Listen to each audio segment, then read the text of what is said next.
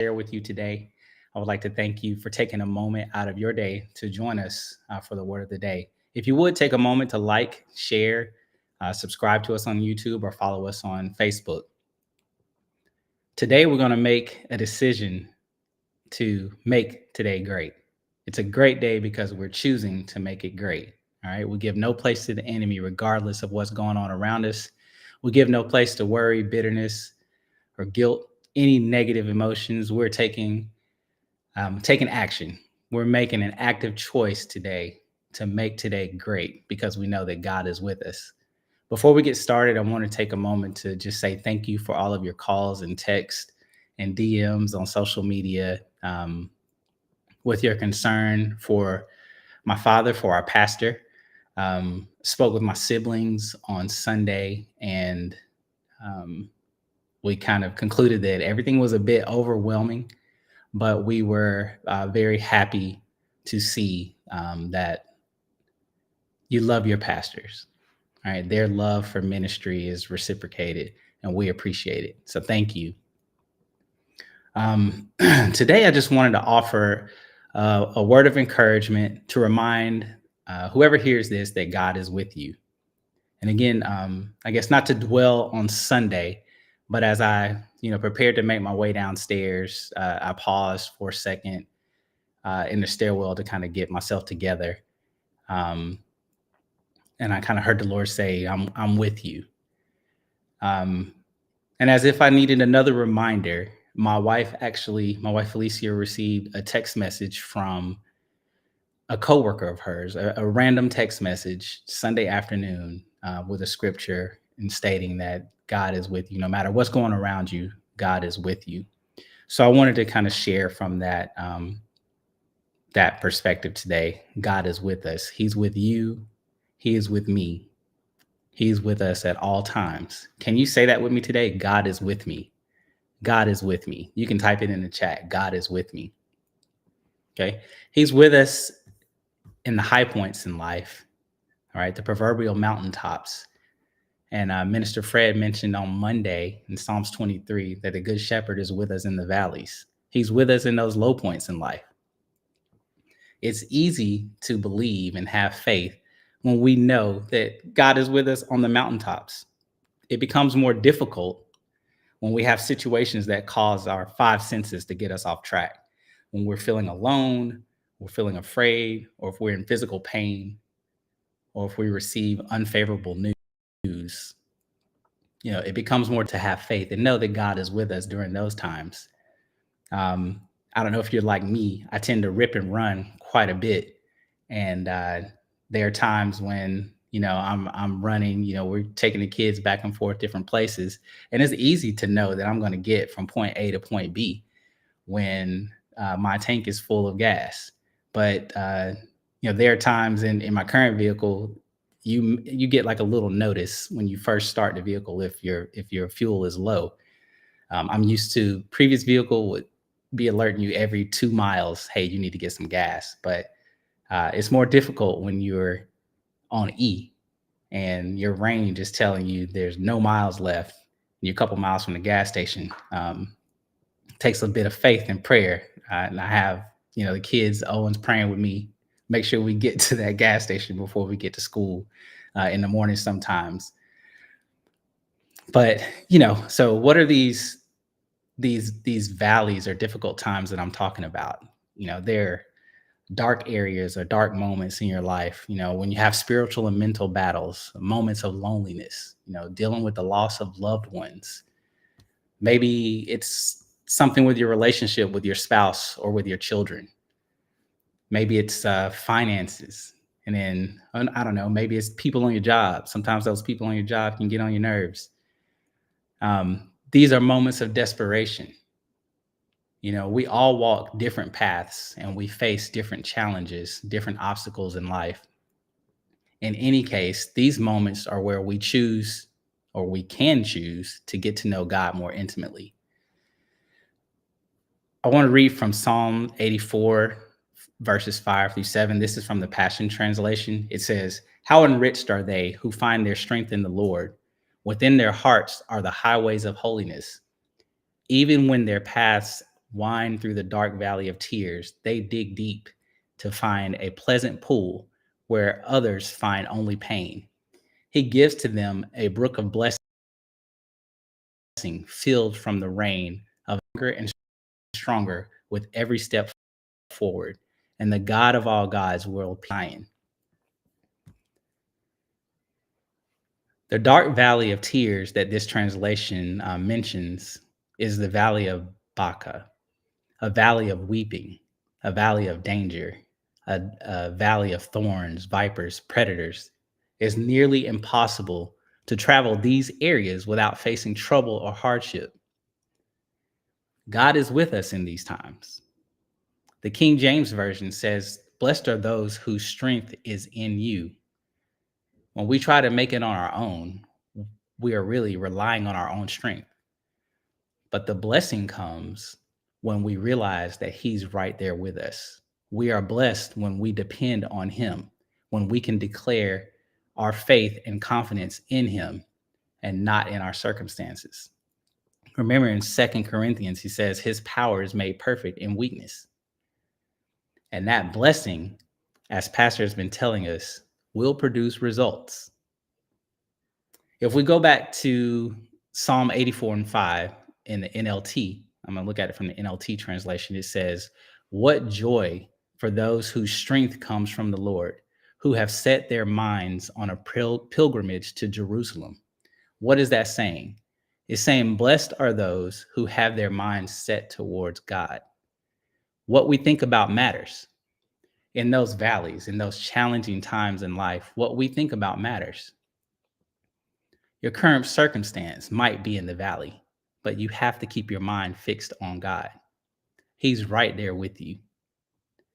Can I share something with you all? I don't really talk about myself often. So I'm trusting that this is just between us, between you and I.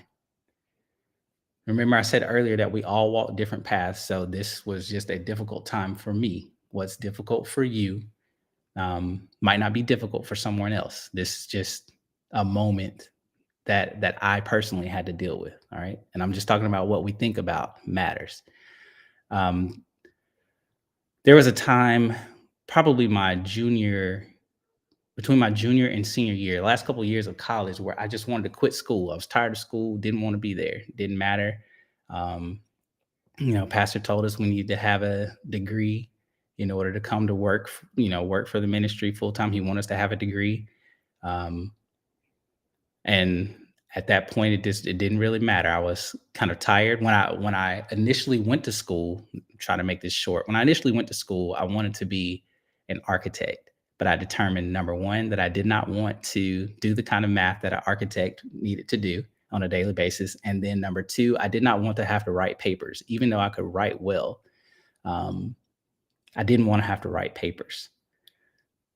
But during that time, those last couple of years of school, I was ready to quit, like I said. And it took conversations from Pastor Jay to get me to switch, to try to change my major.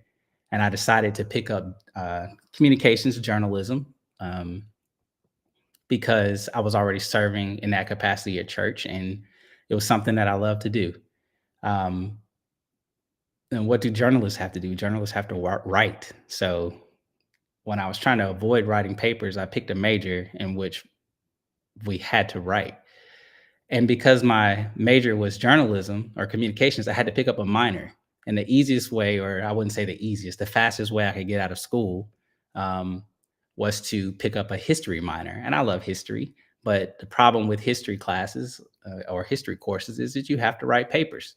So here I am writing papers for journalism. I'm writing papers for history courses um, with a heavy workload because I was trying to get out of school and taking a heavy workload to make it go by faster.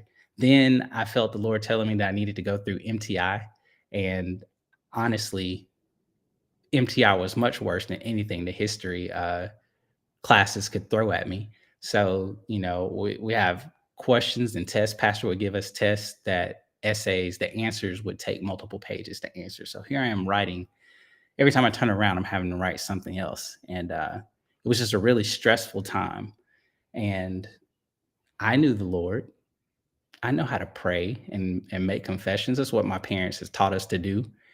But I kind of resorted to filling a notebook with my thoughts. And if I'm honest with you, those thoughts, weren't always the greatest things. Thoughts of despair, frustration, anger, um, feeling less than, or what have you.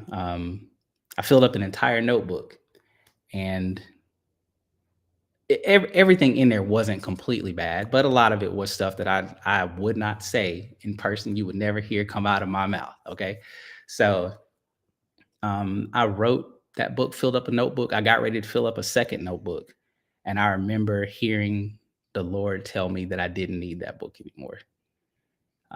That it was time to move on from there. And I probably wrote maybe 5 to 10 pages within the second notebook, where my intention was to continue to fill up the notebook. I ripped the pages out, stuffed them in the first one, and put the book away, never to be looked at again.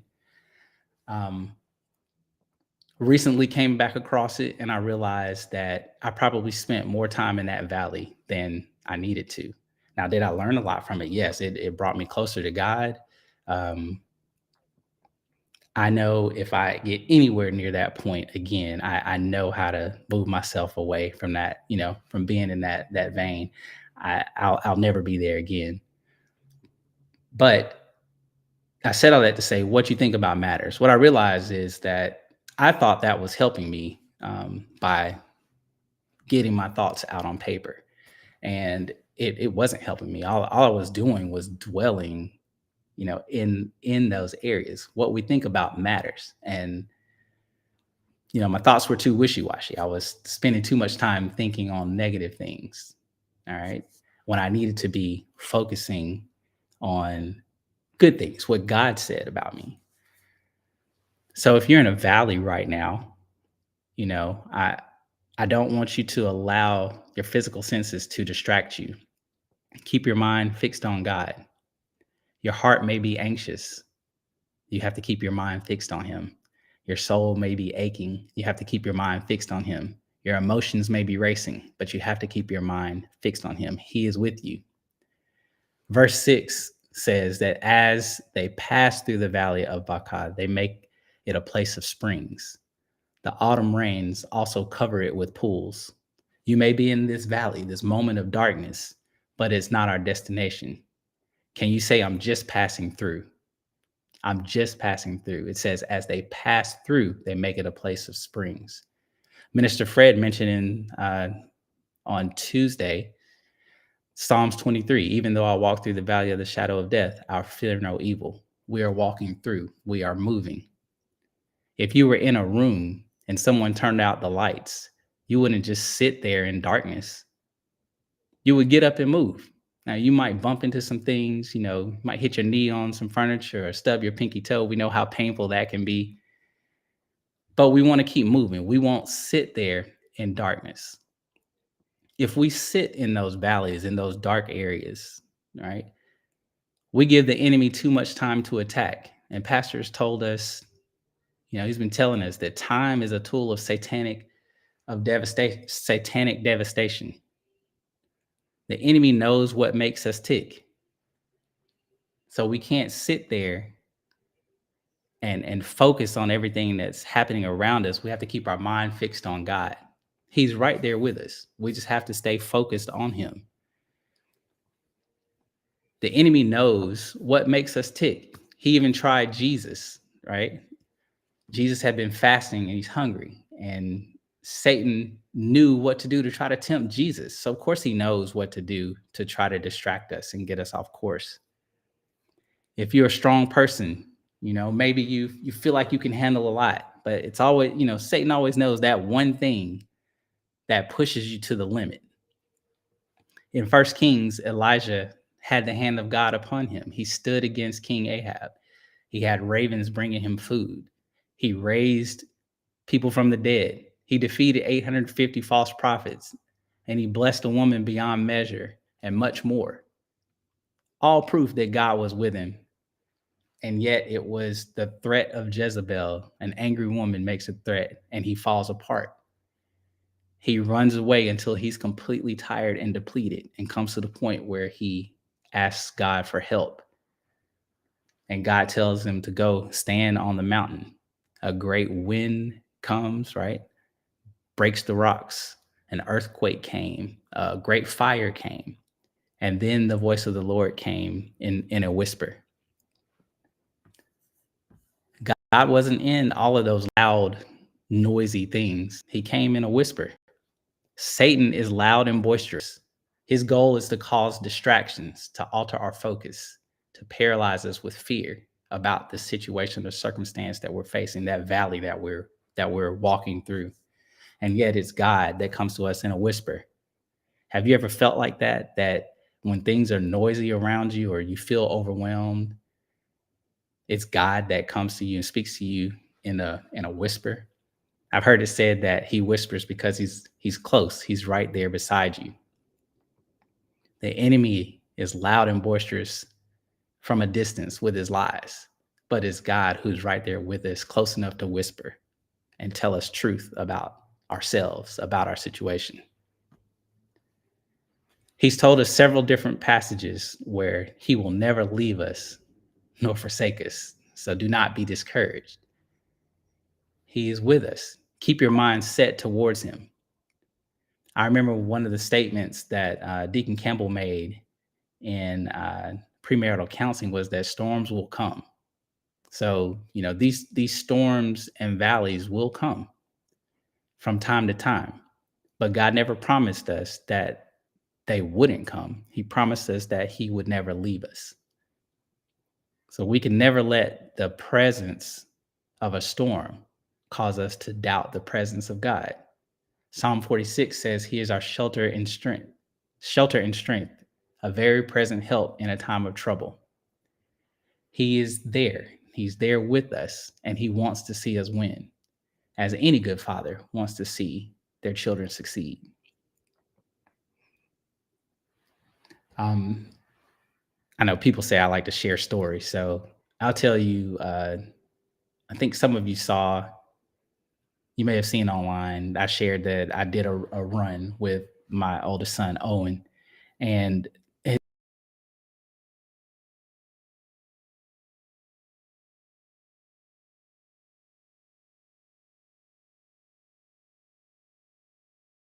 it's just a mile, right? But he's a kindergartner, so I think we had a little problem there. I wasn't sure how he would respond. Just a little bit, and he started out maybe the first 50 yards running hard. I was trying to encourage and telling him that he needed to pace himself, and then he quickly decided that he didn't want to run. And I couldn't let him quit. I didn't want to let him quit. Just like God doesn't want to let us quit. Whatever situation we're facing, He doesn't want us to quit. First, I tried coaxing him. I was a little loud, like, "Come on, Owen, you got to move your feet. You got to move. Let's go."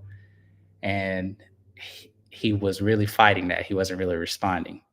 It wasn't until I got beside him. He saw some other kids holding their parents' hand. He asked me to hold his hand, and I got close enough to him and I encouraged him. I told him, we're gonna go around this corner. We're gonna run up this hill, and we're gonna run all the way to the finish line. We're gonna save a little bit so that we can give it our all at the very end, and we're gonna push through to the finish. And before I knew it, he was running. He was running with me. We ran up the hill. I didn't care that we, you know, weren't necessarily the fastest time, but I didn't want him to quit and be the absolute last time. So, in encouraging him, you know, in a I wasn't fussing at him, encouraging him in a soft voice, he responded and was able to run and finish the race. Matter of fact, he ran the rest of the way. We ran up the hill, ran past some other kids and parents who started out strong and slowed down on the hill. He was able to run over the hill and around and through the finish line. And it brought me great joy to see him finish and not quit and fight to the end. And I believe that God is the same way with us. He wants to see us finish, not to quit. Don't sit there in that circumstance, in that valley, Focus on Him and make your way through to the end. Amen. Thanks for joining me today. I just want to say that we want to make sure we make today great. And it's great because we're choosing to make it great. Okay. Be blessed.